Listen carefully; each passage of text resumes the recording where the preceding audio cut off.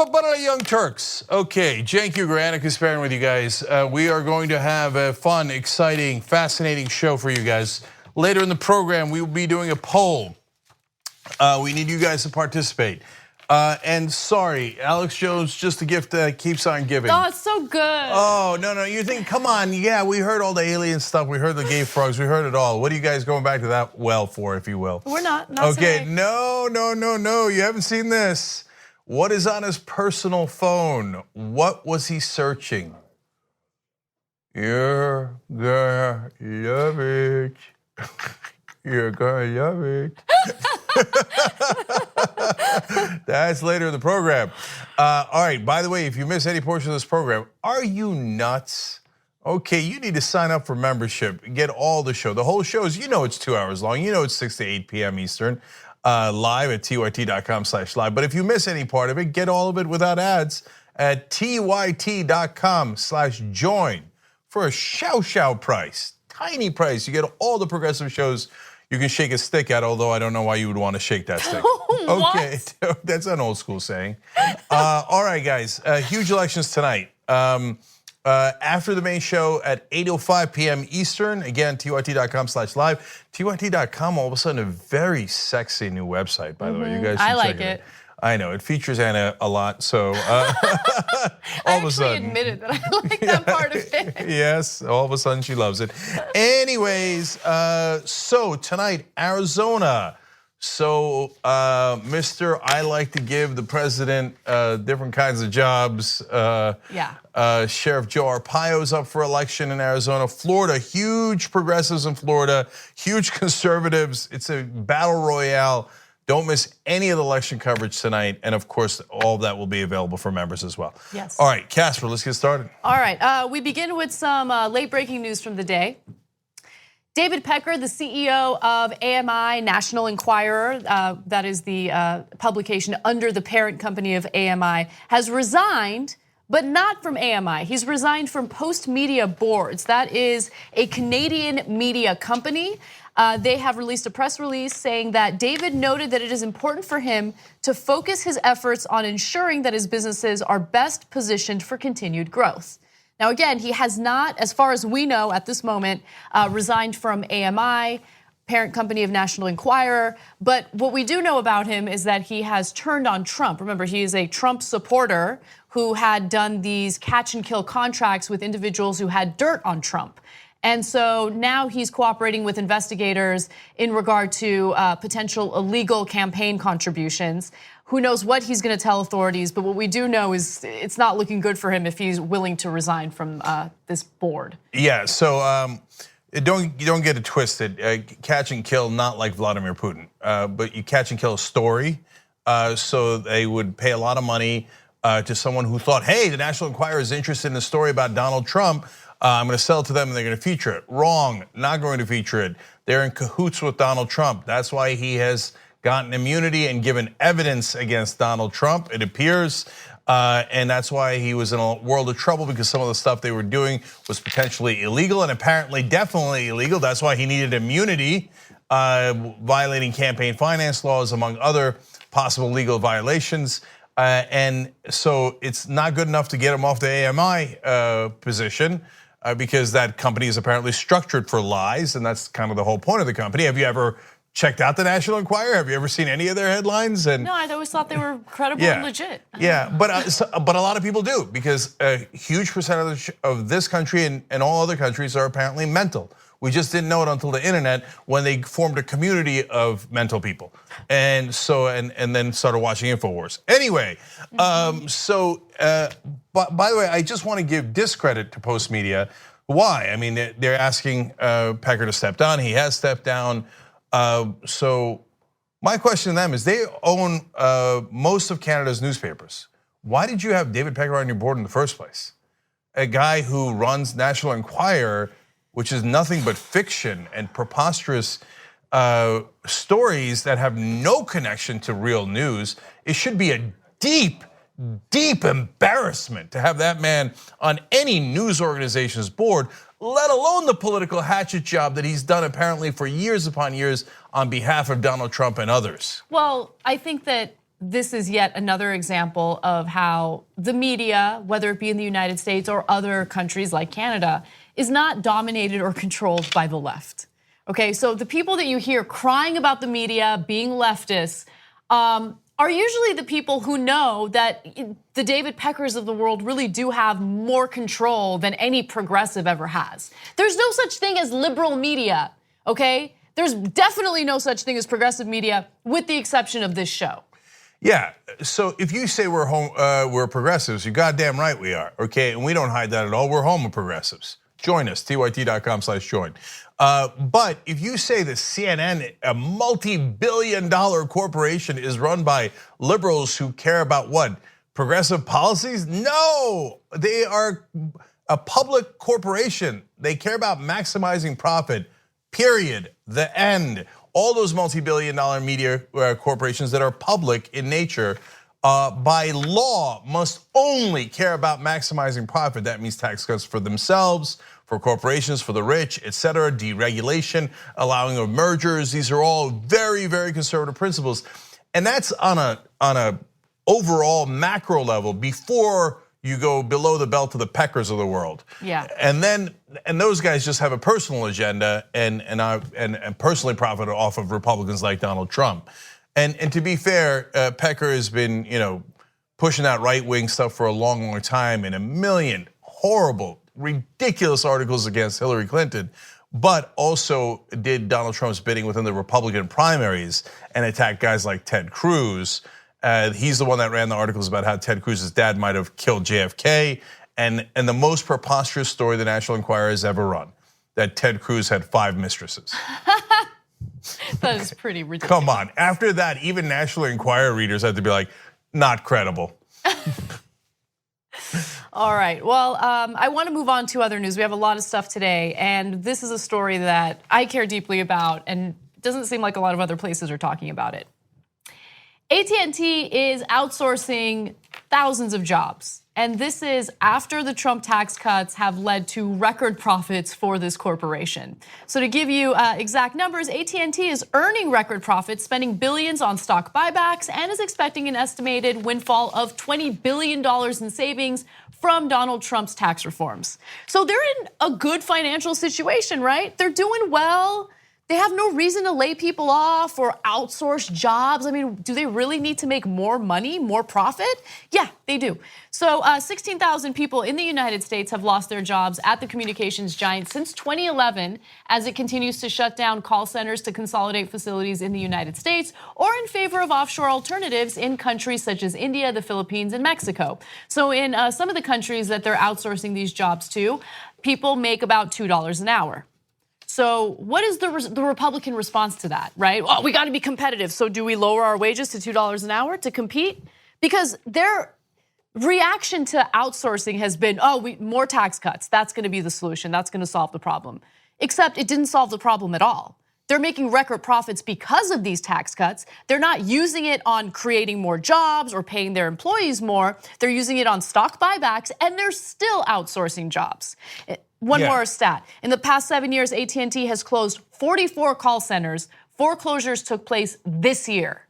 So before we get into more of AT&T's lies, and look, you might find this weird, but I don't blame them for the lies. Their job is to maximize profit. They're going to lie to you. They're going to cheat. They're going to take whatever they can. They're going to legally bribe politicians. That's their job. That's their job. So the thing that frustrates me is when people on TV pretend like corporations are humans and that they're patriotic. They're going to do the right thing. Right, they're going to do the right thing, that they have morals. No, it's not a person. It's a legal fiction, and it will do what it is programmed to do. It is programmed to only maximize profit. That's the only code.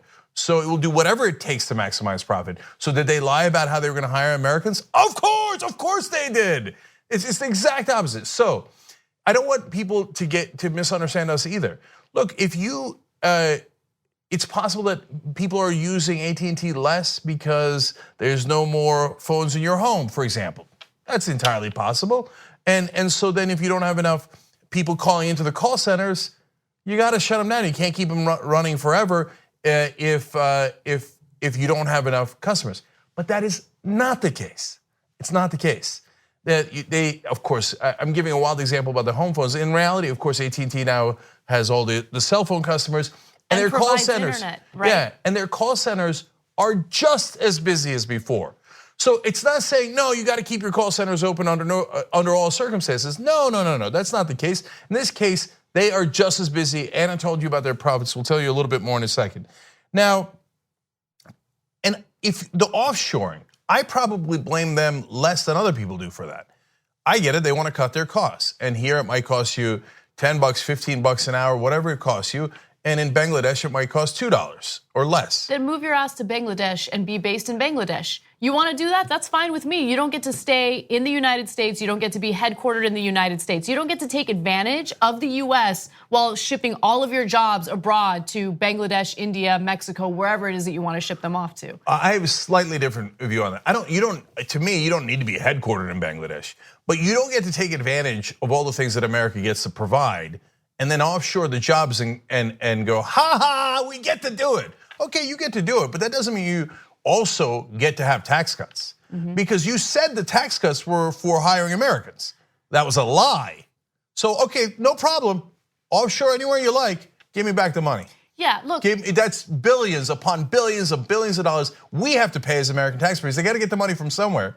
AT&T's not paying it anymore. They said they did it on your behalf. What a sick joke. Now that that's absolutely proven to be a lie, okay, great, let's get the money back. Why is your taxes now down to 21%? It was at 35%. It hasn't created any new jobs. It wasn't for the American worker. It wasn't for the American citizens. It was for the executives of AT&T. So give us a goddamn money back. You outsource anywhere you like. I'm not interfering with your business.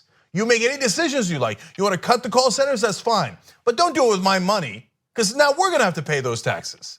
We need to talk about a relatively new show called the Republic, or UNFTR. As a Young Turks fan, you already know that the government, the media, and corporations are constantly peddling lies that serve the interests of the rich and powerful. But now there's a podcast dedicated to unraveling those lies, debunking the conventional wisdom. In each episode of the Republic, or UNFTR, the host delves into a different historical episode or topic that's generally misunderstood or purposely obfuscated by the so-called powers that be, featuring in-depth research, razor-sharp commentary, and just the right amount of vulgarity. The UNFTR podcast takes a sledgehammer to what you thought you knew about some of the nation's most sacred historical cows. But don't just take my word for it. The New York Times described UNFTR as consistently compelling and educational, aiming to challenge conventional wisdom and upend the historical narratives that were taught in school. For as the great philosopher Yoda once put it, you must unlearn what you have learned. And that's true whether you're in Jedi training or you're uprooting and exposing all the propaganda and disinformation you've been fed over the course of your lifetime. So search for UNFTR in your podcast app today and get ready to get informed, angered, and entertained all at the same time.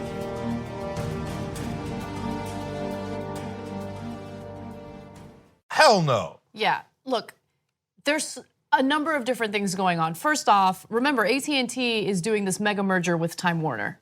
So this is a telecommunications company which is monopolizing the market. We already had an issue with telecommunications companies monopolizing the market. So if you live in certain areas of the country, you have no choice, you have no options. If you want internet, if you want a phone connection, you have to deal with one corporation and one corporation only. So they monopolize the market while simultaneously getting these massive tax benefits. Then they outsource the jobs to other countries and they fire a bunch of Americans who rely on these jobs. And it's a number of different things. This is a layered issue, a layered problem. And just to give you more details on the merger with Time Warner, in the first 6 months of 2018, AT&T reported nearly $10 billion in profit as the company seeks to finalize this $85 billion merger with Time Warner. AT&T has spent $16.45 billion on stock buybacks since 2013, including $419 million in the second quarter of 2018 alone. That's the most that it's spent on buybacks since 2014. So look, the stock buybacks, the bad behavior, it was happening under Obama's watch. I'm not giving him a pass on that at all. But it's now amplified, accelerated under the Trump administration. So let me be clear, and I know that people get frustrated sometimes when I keep emphasizing this, but I'm a capitalist.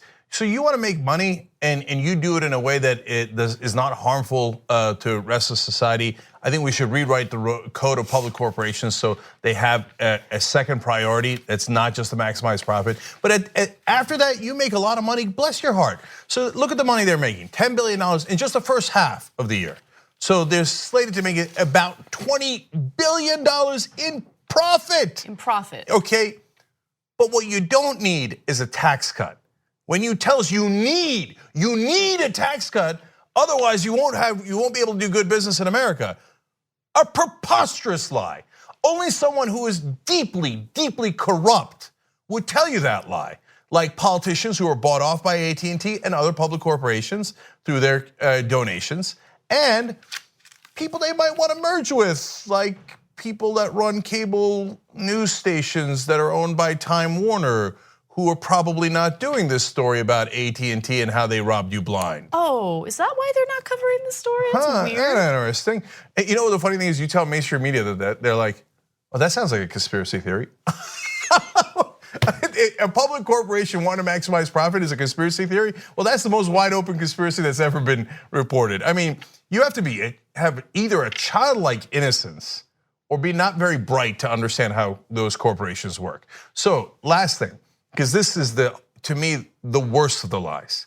So they said, okay, look, we're giving bonuses to everybody because of the tax cuts. And they said they were gonna give a $1,000 bonus to 200,000 employees. Lie number one was, no, that had been previously negotiated with the unions. The unions had gotten that $1,000 bonus for the workers.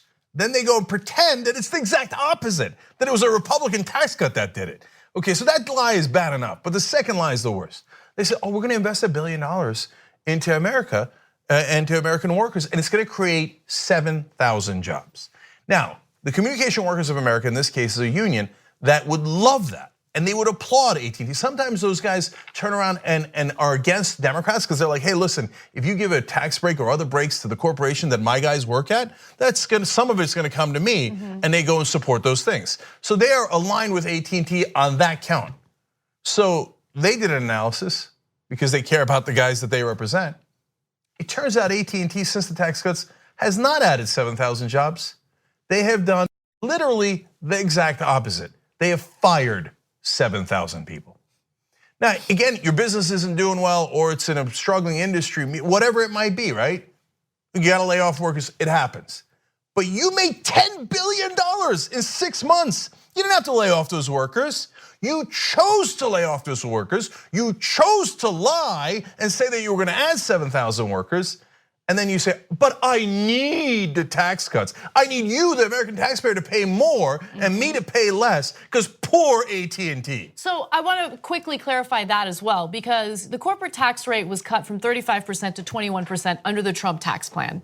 And so when people say, well, the middle class is paying more in taxes than these corporations are, sometimes you'll get a response saying, no, that's not true. They're paying 21%. Most middle class Americans don't pay 21%. Yeah.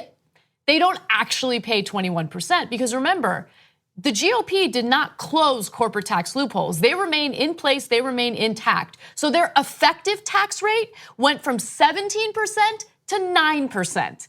I guarantee you most middle class Americans are paying more in federal taxes than 9%. If you're a conservative, independent, it doesn't matter who you are and you think the system is rigged, you're absolutely right. It is rigged. It's rigged exactly with laws like this. Donald Trump told you he was gonna close a loophole on hedge funds. They pay way lower taxes than you do.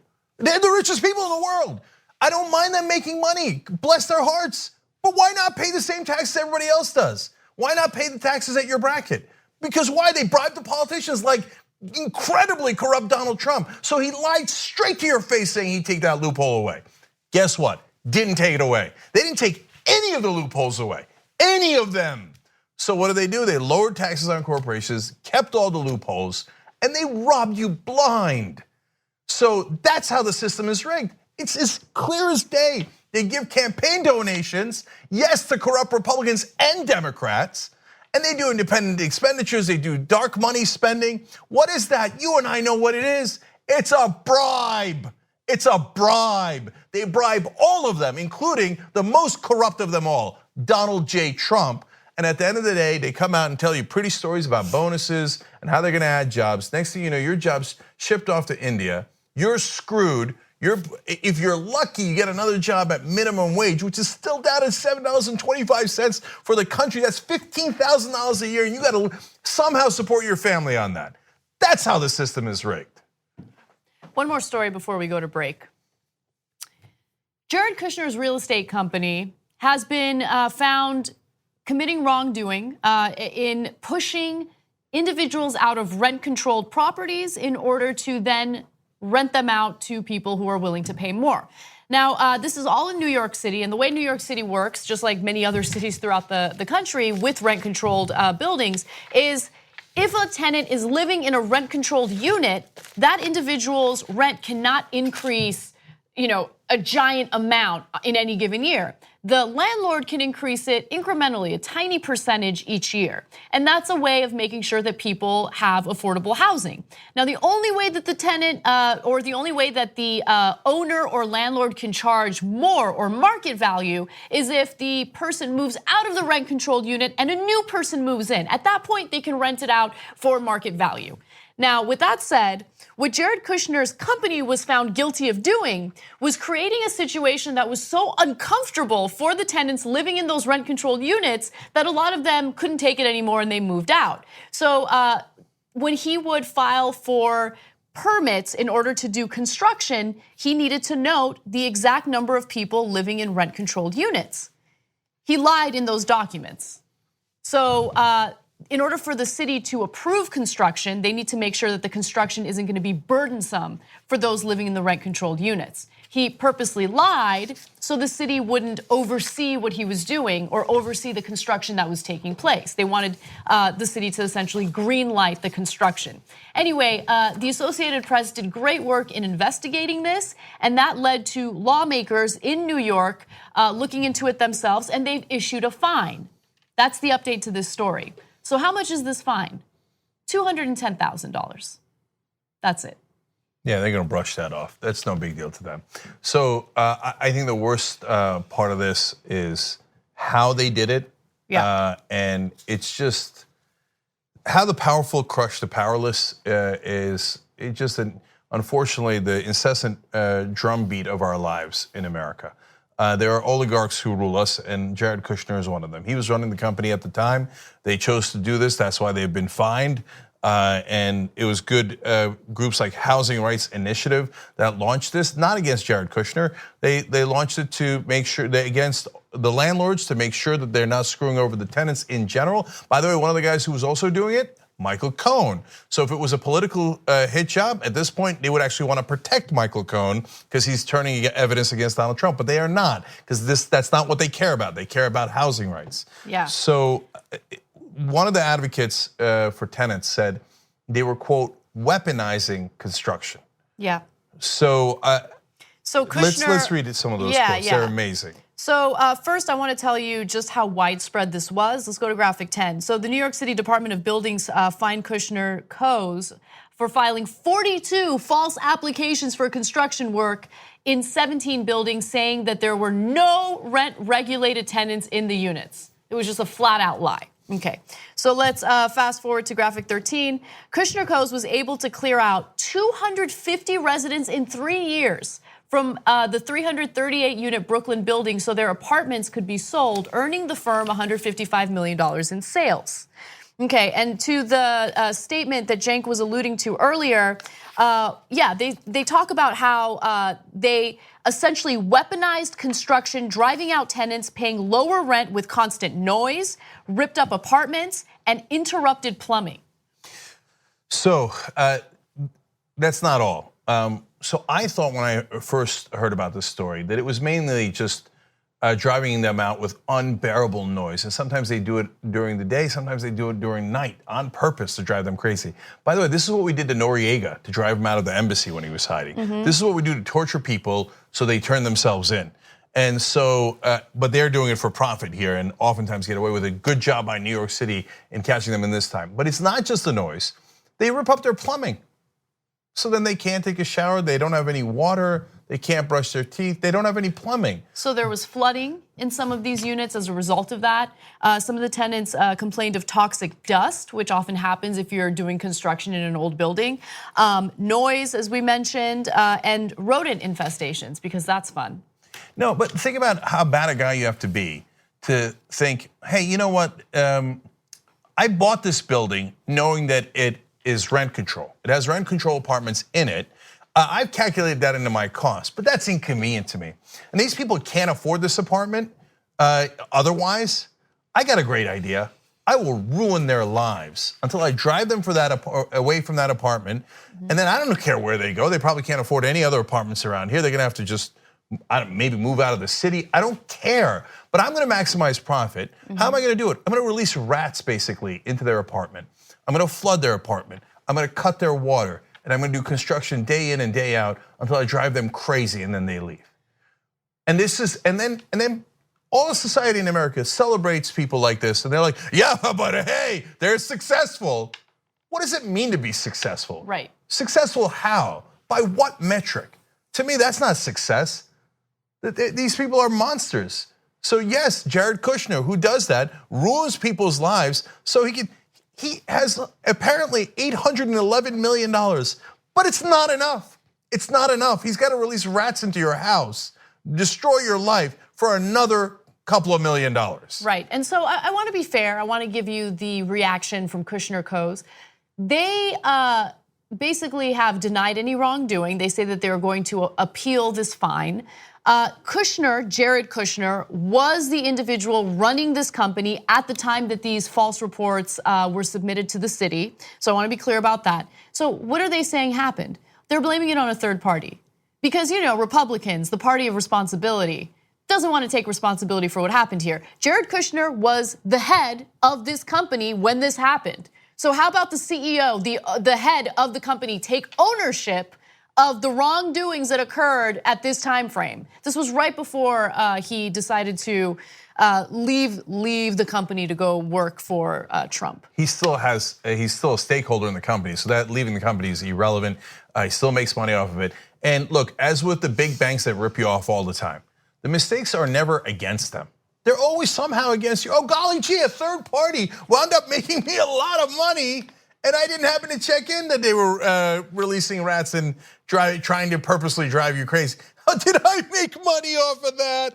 If that third party was costing them money, do you think they would have found out?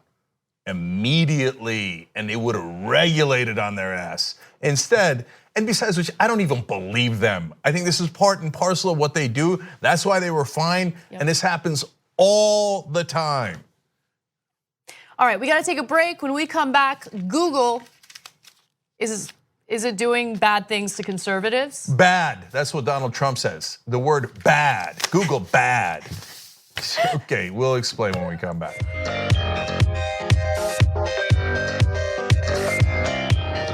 All right, back on the Young Turks, Cenk and Anna with you guys. Let me give you guys some context here. On YouTube Super Chat, Craig Adolphi says, the Sun Network papers are the Canadian newspaper equivalent of Sinclair.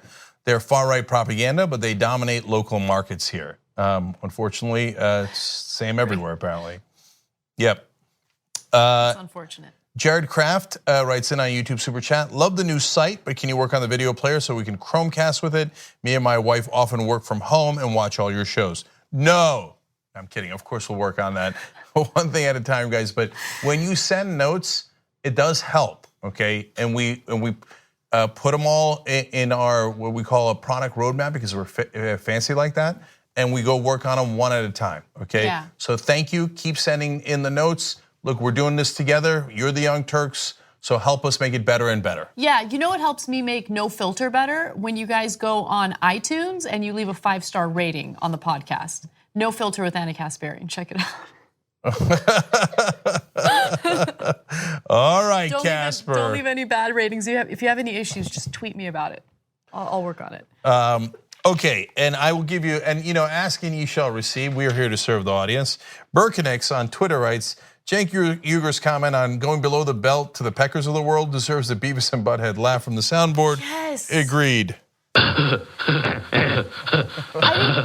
didn't want to distract from the story, but during a post game soon, we need to discuss the last name Pecker. We just need to. But it has to be discussed. We have to. Also, later discuss the alleged pronunciation of Coburn. Yes. But that is not how it's spelled. Anyways, okay. In all seriousness, though, on the post game tonight, the downside of Sacha Baron Cohen, his last episode was kind of heart-wrenching, and I felt so bad for a conservative. I'll explain why. So come join us, tyt.com/join. Get all the member shows. All right, what's next, Anna? Yep. Okay. Donald Trump is concerned about Google's search engine. He believes that there is a conspiracy against conservatives and that the search engine only brings up negative content pertaining to Trump. And this is all based on a non-scientific, self-admitted, non-scientific study that was done by an organization known as Pajamas Media. So we'll get to that study in just a minute, but Donald Trump tweeted the following: Google search results for Trump news shows only the viewing reporting of fake news media. In other words, they have it rigged for me and others so that almost all stories and news is bad. Fake CNN is prominent, Republican conservative, and fair media is shut out. Illegal?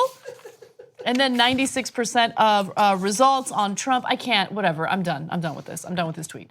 You guys can read it for yourself. No, but the ending is important. This is a very serious situation, will be addressed. Right. That's the president of the United States threatening Google. You better show up with positive news results for me, even if they wouldn't normally show up in your algorithm. Otherwise, we will address your company.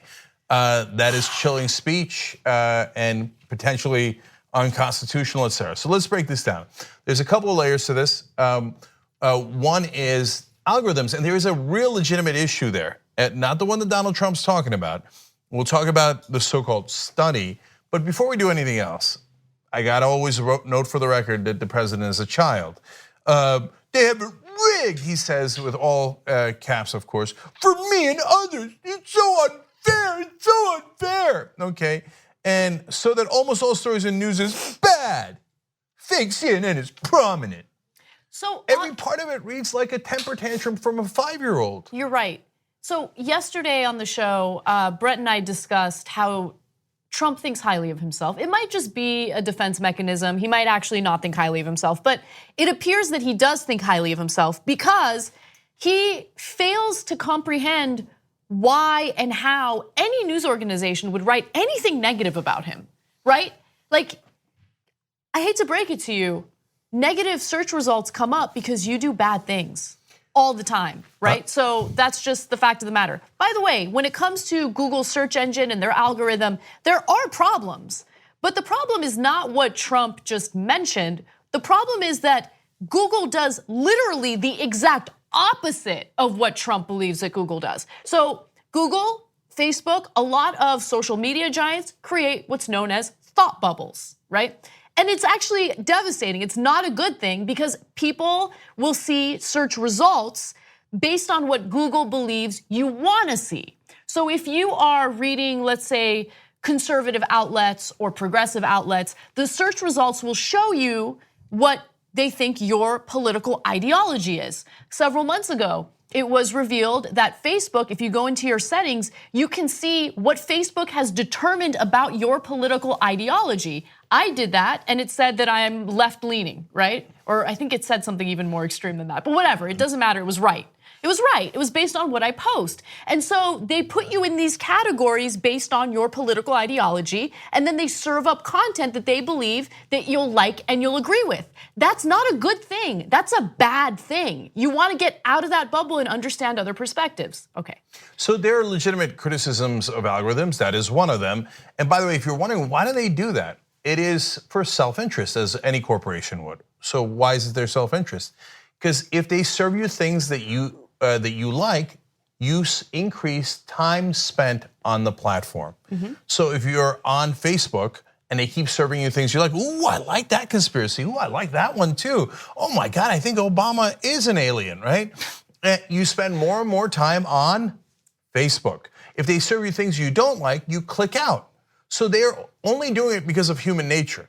and to maximize profit. Now, that doesn't mean that it's the right thing to do, but you should be cognizant of those real issues. Another real issue with the algorithms, I talked to a UCLA UCLA professor on TYT interviews, which you should check out.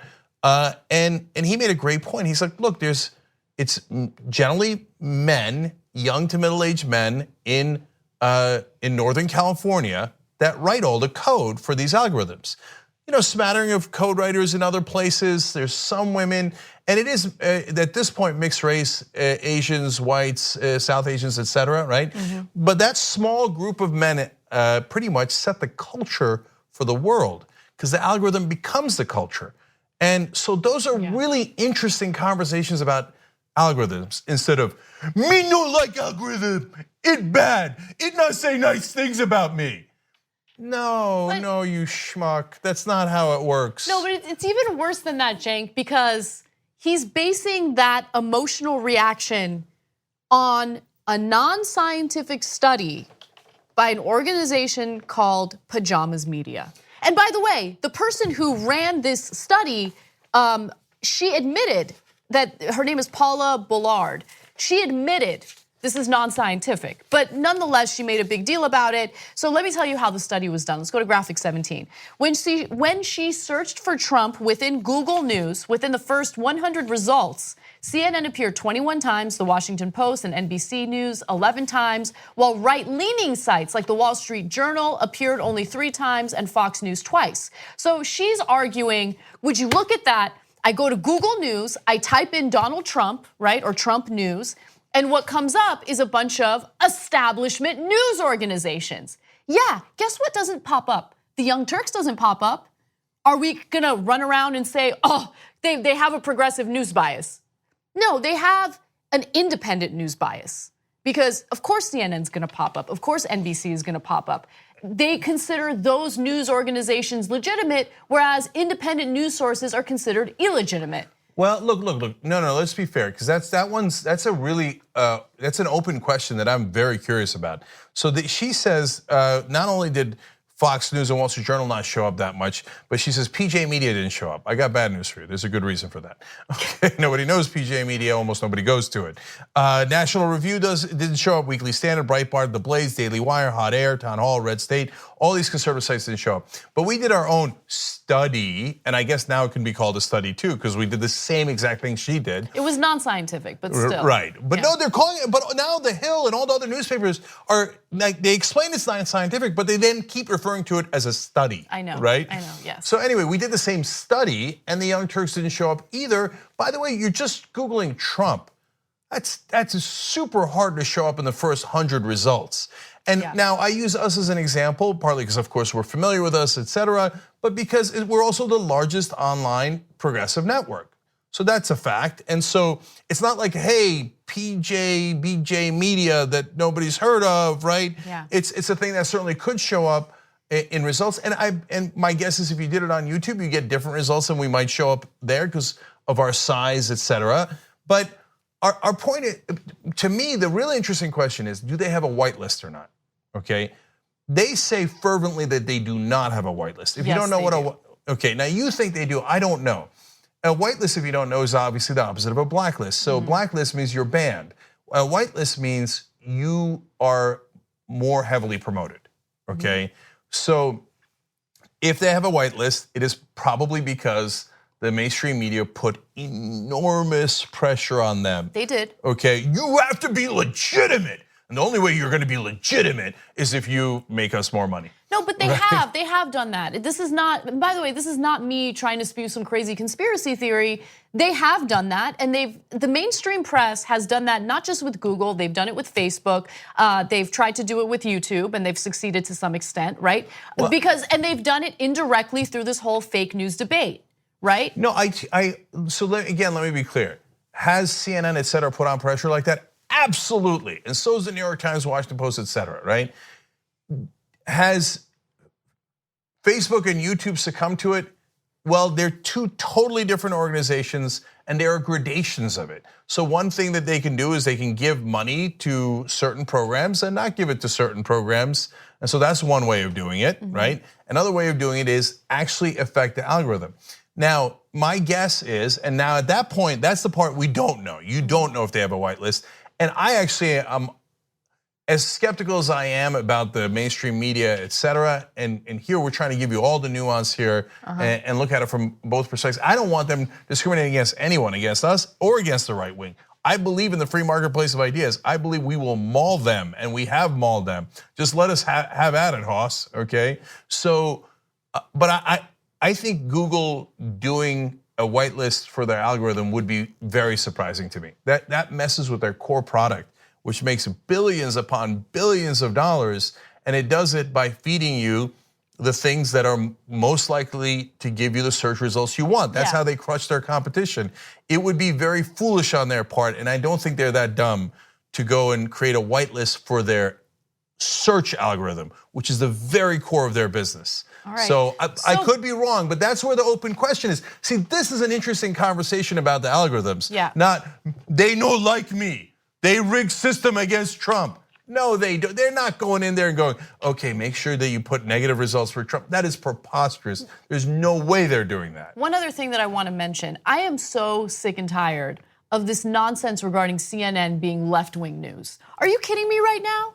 So CNN, the same cable news network that gave Trump unlimited free advertising during the last election, they're the left-wingers. The ones who refused to go to Bernie Sanders' speech and instead went to Trump's empty podium waiting for Trump to show up, that's left-wing news, really? The same cable news network that had Scotty Nell Hughes on regularly, but did not have a progressive counter, person to come on and debate her. They had me on once. Once, okay? Brian Stelter had me on once with Scotty Nell Hughes. I crushed it. Never got invited back again, okay? But Scotty Nell Hughes kept making appearances on CNN. But it's not me being bitter. I don't care about appearing on CNN. What I do care about is actually debunking this nonsense about how CNN is left-wing news. One other thing, Corey Lewandowski, what happened to him? Did he get hired as a contributor at CNN? I believe he did. No, you guys don't. Look. Come on. Now you can say, hey, today Donald Trump is president, so of course we have to have Donald Trump supporters on CNN for balance. That's what they would say, right? But wait a minute. He wasn't president during the primaries. He wasn't president during the general election. Even if you want to grant him the general election, he got $2 billion of free media during the primaries. Whereas Bernie Sanders from the network news got 1/16 of the coverage of Donald Trump. Trump got 16 times the coverage of Bernie Sanders. So sometimes there are biases, but they're biases that come from places that are understandable. They're not right.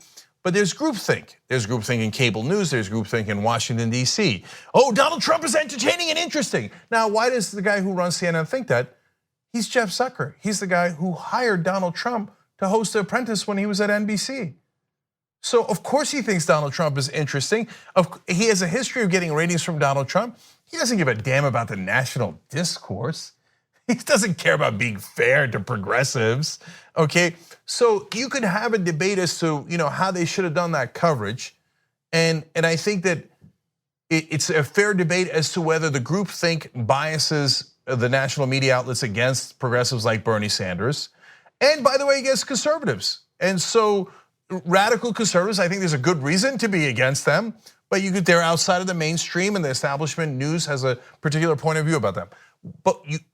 But what is not legitimate is saying Google goes in and writes code saying, we hate Bernie Sanders, make sure you only bring up the negative stories about him, or we hate Donald Trump, only bring up the negative stories about him. That is preposterous. As much as I like Bernie Sanders, there's no reason to believe that Google's doing that. If you say editors of the Washington Post have a certain worldview that then gives them a perspective that is against Bernie Sanders or against Donald Trump, that's an interesting and legitimate debate, not whether Google is rigging their algorithm against these politicians. Finally, Larry Kudlow, who is Trump's economic advisor, addressed whether or not something might be done about Google and its search engine. Take a look.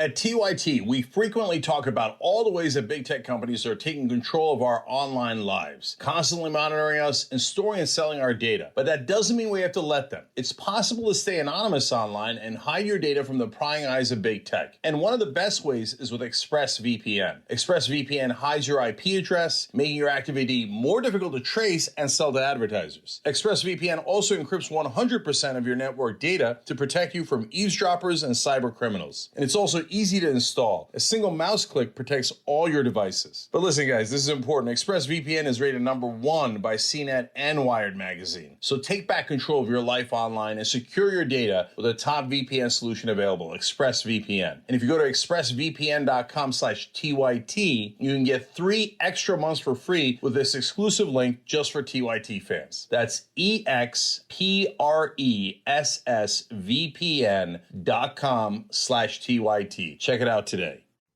Larry, the president said this morning he's unhappy, separate topic, with Google and the search results that are coming up, and he said that there could be consequences coming Google's way. Does the president believe, or does the administration feel that there needs to be some form of regulation for Google, or what exactly was the president referring to? We'll let you know. We're taking a look at it. We'll let you know. So we're taking a look at it. My guess is Larry Kudlow had no idea what they were talking about. I hope so. And he's like, he tweeted something again. Oh yeah, we're taking a look at it. Yeah. But the consequence of that is not good. When the top's chief economic advisor, the president's chief economic advisor says, the president has an insane conspiracy theory against this particular company. Well, we're going to look into them. Yeah, it doesn't look good. Yeah, and basically threatening consequences against that company. It presents First Amendment issues. It presents a lot of issues when the government is taking action against what they perceive to be their political opponents. Okay. We got to take a break. When we come back, one of my favorite stories of the day, some more details into Duncan Hunter and what he spent his money on, campaign money. Wrongfully, illegally, criminally. Okay, and by the way, great story when we return, which is Donald Trump talking to evangelical leaders and giving his opinion of the left. You're going to love that story. Now, by the way, some of you get some portions of this show, but not the whole show. Please get the whole show. Make sure you don't miss any of these fantastic stories. You do that by becoming a member. Very reasonable price. You get all the progressive programming you want. TYT.com/join. All right, we'll come right back. We hope you're enjoying this free clip from the Young Turks. If you want to get the whole show and more exclusive content while supporting independent media, become a member at TYT.com/join today. In the meantime, enjoy this free segment.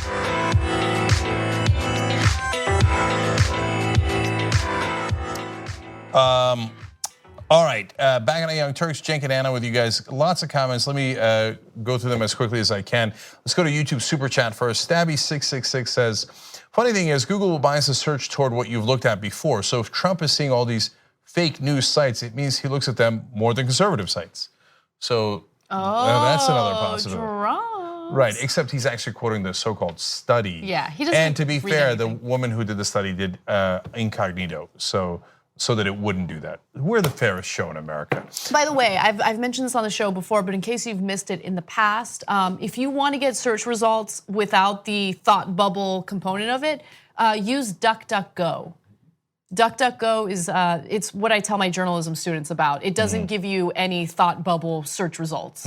It's really good. Yeah, fascinating. Yeah. Not buying it. Okay, Connor Lazaru writes in Trump voice, whenever I Google my name, Donald Trump, all I see are little children and my former associates in jail. Why so biased?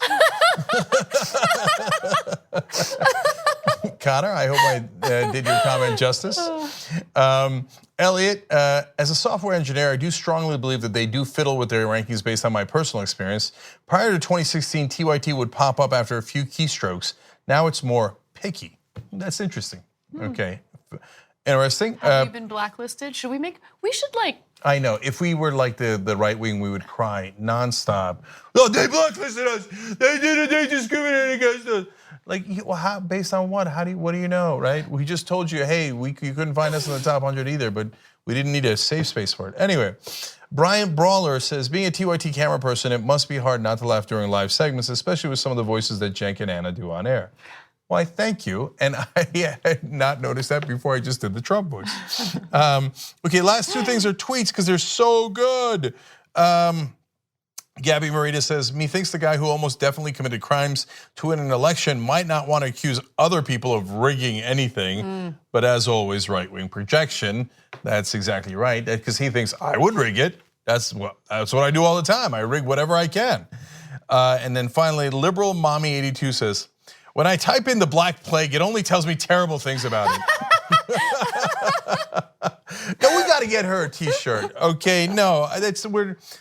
Look, next segment, I'll tell you how it's complicated. I always forget it. The producers will remind me. But liberal mommy 82 is going to get a T-shirt, and so does Connor Lazarou, because yours was also very, very funny. Okay, thank you guys for participating. tyt.com/join for membership. All right, here we go.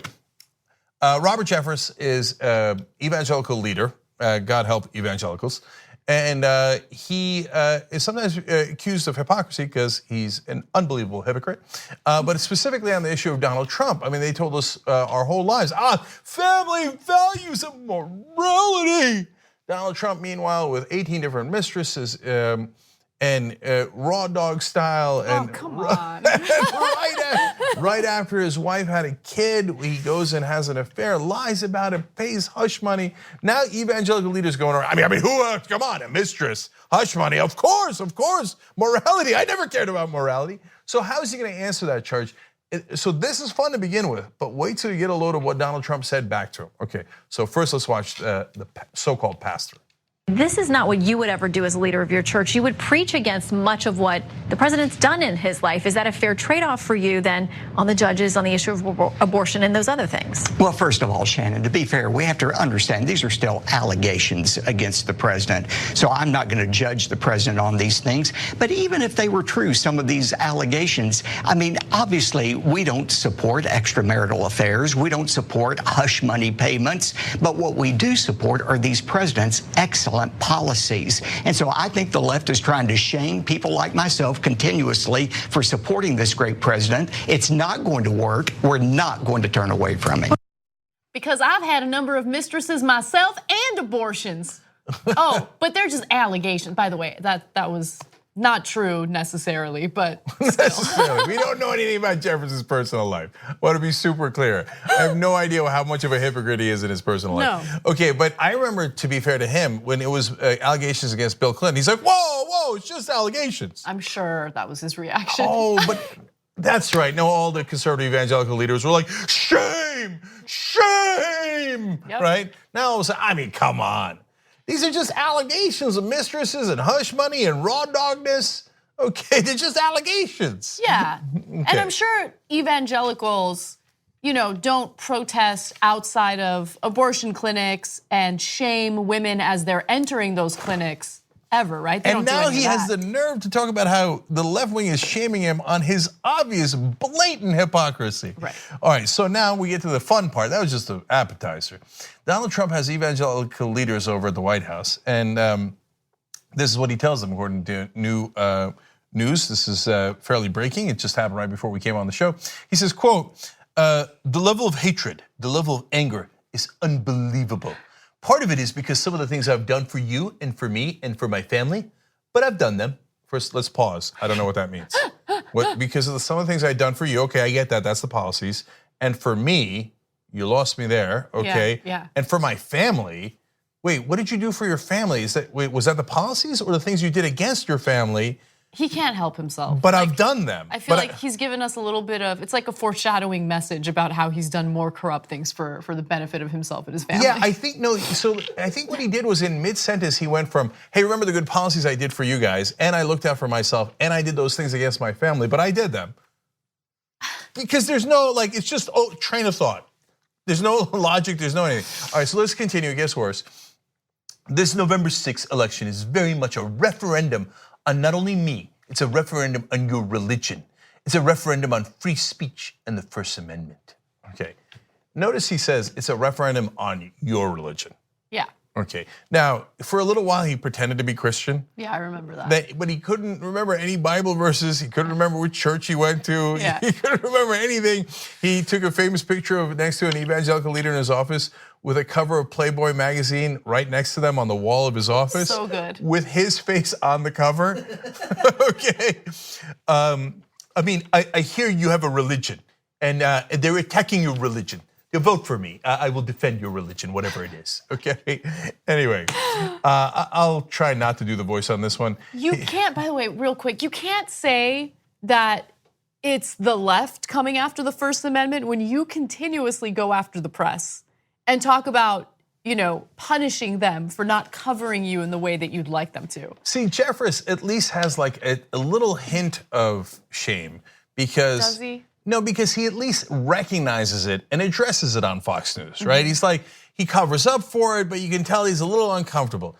Trump, no self-awareness, no shame at all, no empathy, those things are missing. So he's like, can you believe they're going after the First Amendment? You call the press the enemy of the people. You talk about shutting down the Washington Post because it's owned by Jeff Bezos. I honestly don't know if he's ever read the First Amendment, but not only is there freedom of speech, but there's freedom of the press written into the First Amendment. He probably doesn't know that. But with no shame at all, he's like, can you believe the way they were attacking the First Amendment? Okay, so he goes on to say, they will overturn everything that we've done and they'll do it quickly, referring to the left, and violently. Violently. And violently, he's repeated it. There's violence, of course, a third repeat. When you look at Antifa and you look at some of these groups, they are violent. These are violent people. So 4 times he calls the left violent. Let's remember who caused the violence in Charlottesville. It was the far right. And he said, look, there's good people on both sides. Yeah. Okay, so nonstop right-wing ideology is guns, violence, right? And then to turn around, the left wing's very violent. I mean, you see that Bernie Sanders? Whew. And to be fair, he didn't say Bernie Sanders here. No, but Bernie Sanders, to be extra fair, he was the one while campaigning said that he wanted to punch someone in the face, right? Oh no, that was Donald Trump. Oh, sorry, my mistake. He was the one that said just physically assault people who don't agree with me and I'll pay your legal bills. Oh no, that was Donald Trump. He's talking about the left being violent. He said in the good old days, people protesting people like me at rallies like this would get carried out on stretchers. Okay, but the left is violent. Please, okay. So he goes on to say, you have people that preach to almost 200 million people, 150 too close, depending on which Sunday we're talking about, and beyond Sunday, 150 million people. I don't understand that sentence at all. What? No one does, no one does. I don't even want to spend any time on it. Okay. Donald Trump's madness. All right, so now last one, this is my favorite. Little thing. Merry Christmas. Oh my God. Okay, hold. Little thing, Merry Christmas. You couldn't say Merry Christmas. I'm telling you, when I started running, I used to talk about it, and I hate to mention it in August, but I used to talk about it. They don't say Merry Christmas anymore. They say Merry Christmas a lot right now. It's all changed. It's all changed. Yep, everyone's saying Merry Christmas right now. Can we say Feliz Navidad as well? Not under Trump, you can't. Like, again, MAGA guys, really, are you that unbelievably stupid that you think that people were just not saying Merry Christmas at all in America? Yes. Nobody was saying Merry Christmas. How many times do I have to say yes? And then when Donald Trump got elected, everybody's like, okay, all right, dog, you got me. Merry Christmas. Okay, Merry Christmas. Or did we just become more jubilant? And whether it's actually Christmas time or July, we're like, hey, Anna, you know what? Merry Christmas. You know what? I feel so good. Donald Trump's in office. Merry Christmas. Merry Christmas. Everyone's saying it now, all the time, every day. Merry Christmas. He's taking credit for Christmas. Why do people care? Why do they care? Like that, isn't that political correctness in a country like America? Like bingo. Why you have to say Merry Christmas? I'm gonna lose my mind if you don't say. Just relax, dude. Relax. Yeah, and what do you want? Like the people presumably not saying Merry Christmas are people who might not be Christian, like Jews or Muslims or atheists or Buddhists or whatever. So like, is he bragging? I made the Jews say Merry Christmas, okay? Under me, they're all having to say Merry Christmas. Because that really is a true spirit of Christmas. Yeah, forcing people to say things they don't want to say. But that's the right-wing ideology. Yeah. Like, I control your life, and God damn it, you will be merry during Christmas or perhaps even August. What an amazing story. Okay. All right. Amazing times we live in. Yes. All right. Let's go to Duncan Hunter. Let's dunk on Hunter. Oh. Okay. Whoa. So Duncan Hunter is a congressman, Republican congressman in the state of California, San Diego area, and he has been indicted for misusing campaign money to the tune of $250,000, $250,000 in campaign money that he and his wife have spent on nonsense. And I'll give you a sense of what that nonsense is in just a second. Now, more details are coming out as this indictment has been released. And what's fascinating to me is that Duncan Hunter, as a politician, has a salary of close to $175,000. I'm rounding, it's $174,000 some change, but that's a pretty nice chunk of change. That's a lot of money. And apparently it wasn't enough. They were living well above their means. And so he had spent over $400 for 30 tequila shots at a bachelor party and countless fancy dinners. He visited one of his favorite bars, sometimes multiple times a day, piling up thousands of dollars in tabs. Now, this is the activity that he took part in when he was in Washington. But back home, homeboy's driving a dented up truck. You know, he's looking like, you know, working class cowboy. You know, he looks like he's, you know, living well below his means and that he's really a representative of the people. But then he goes to Washington where actually he spent most of his time and he's drinking, he's partying, he's living lavishly, and now he's got caught. Yeah, in predominantly doing this one. Yes. Okay. So let me break it down. So there's a lot of like nuggets in this story. It's like an Easter egg hunt in this story. One of my favorites was when he's back home, they say, you know, he only has 2 beers at a time and sneaks away to have a cigarette sometimes because he didn't want to get caught by his wife. And remember, this is the guy who threw his wife under the bus, like, hey man, no, I know, we'll get to it, we'll get to it. But this guy's clearly got some control issues with his wife. Okay, let's just note that. Okay, now moving back to Washington, where he's like partying. The only part of the story that made me like him was over $400 on 30 tequila shots at a bachelor party.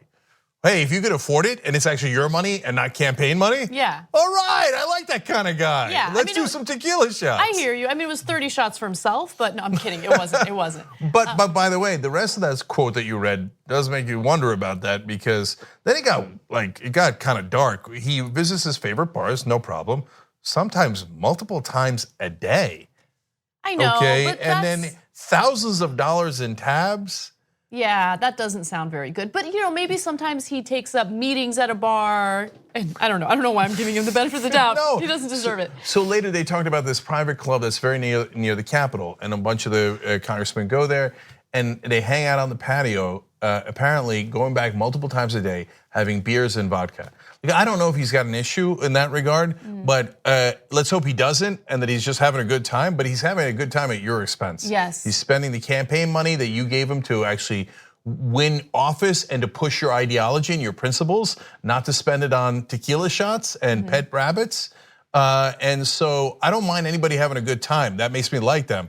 But this guy is, one, clearly overdoing it, and B, most importantly, doing it with your money instead of his money, and that's a huge problem. That is a huge problem. So let me give you more details because it gets better. So while Hunter was in Washington, where again, he spent most of his time, his wife Margaret mostly stayed in California, where she managed the campaign's finances and struggled to keep up appearances with things like private school tuition, all on a $174,000 a year congressman's salary. So I wanted to read you that little nugget from the Times because, are you guys having a hard time paying for your kids' private school education? Is that what's happening?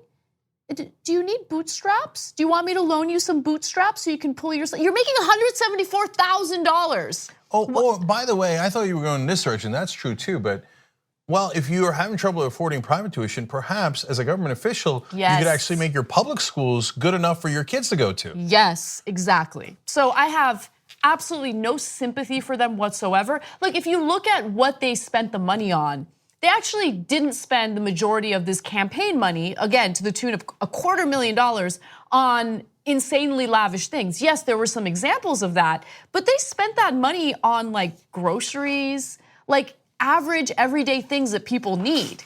So, I mean, and by the way, they were doing this while Duncan Hunter simultaneously would talk about fiscal responsibility. You know, a real pick yourself up by the bootstraps type of Republican.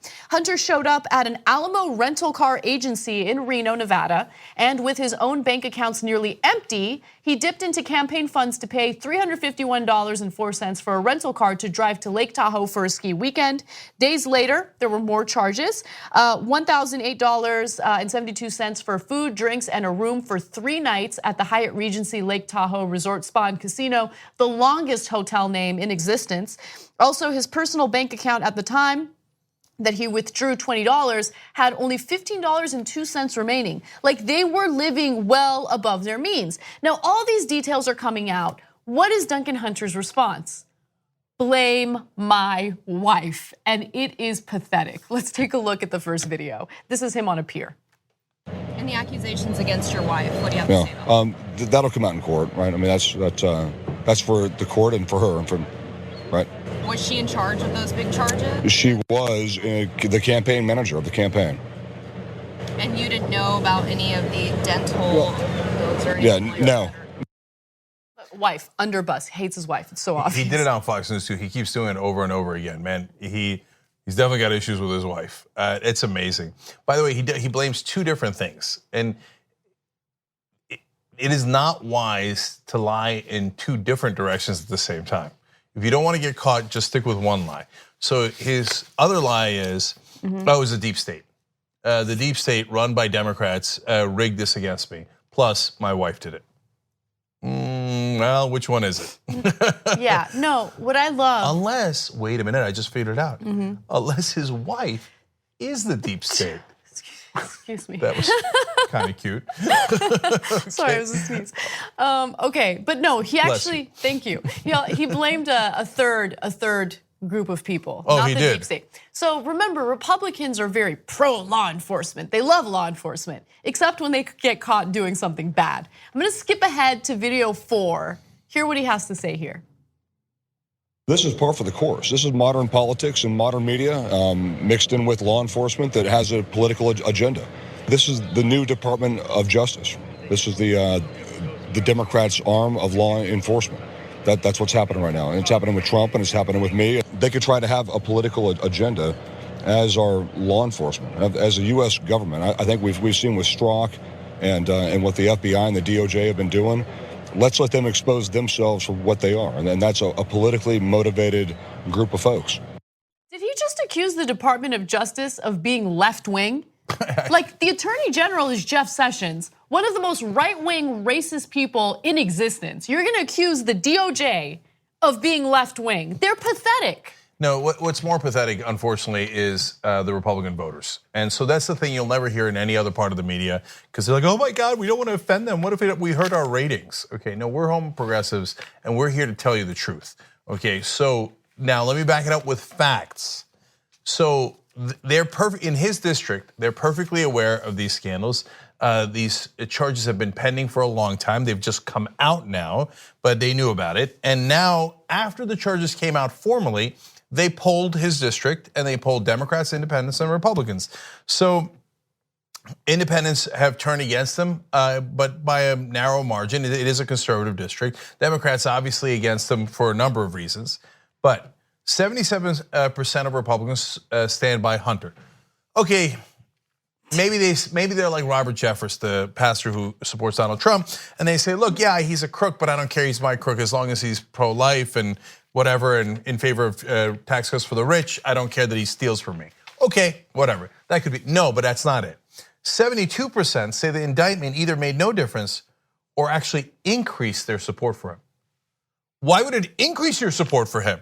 Oh, he's a crook, he flew his pet rabbit across the country on my dime. well, bravo, I now support him even more. Yeah. What kind of a schmuck would say that? That's unbelievable.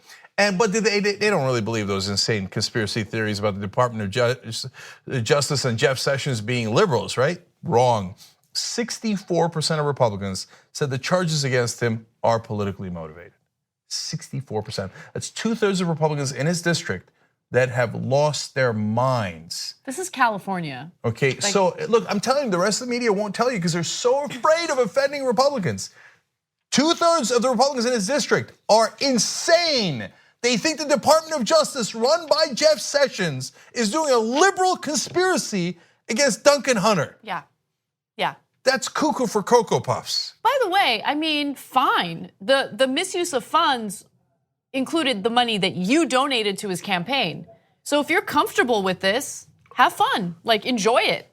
Yeah. You will misuse your money to go on trips to Italy or to In-N-Out or to buy his prescriptions or to the dentist or his cable bill or trips to Walmart. He will keep sending his kids to private schools while completely dismantling and underfunding the schools that you send your kids to. Enjoy. I don't know. What else can I say? Yeah, there's no excuses for so the fancy Lake Tahoe stuff, like maybe you can get yourself to believe, oh, maybe he was doing a political fundraiser. No, it was just him and his family. But even so, there's trips to Walmart and Albertsons over and over again. Why? Because he's just like, oh, it turns out I could rob people who gave to my campaign and not to me. Then I'll just keep on robbing them for year after year after year. I'll just charge everything to them. Suckers. Yeah. And you know what? It turns out he was right. If you are one of his donors and you're one of his voters in that district, you are a sucker. After he stole all that money from you, he turns around and say, oh, it was a deep state liberal conspiracy led by my wife, and you, moron of morons, believe him. So enjoy, give him more money. He's got, there's more trips to Tahoe and Italy to take. Crazy. All right, we got to take another break. When we come back, what is Trump planning on doing with Manafort? Go. Thanks for listening to the full episode of The Young Turks. Support our work, listen ad-free, access members-only bonus content, and more by subscribing to Apple Podcasts at apple.co/TYT. I'm your host, Cenk Uygur, and I'll see you soon.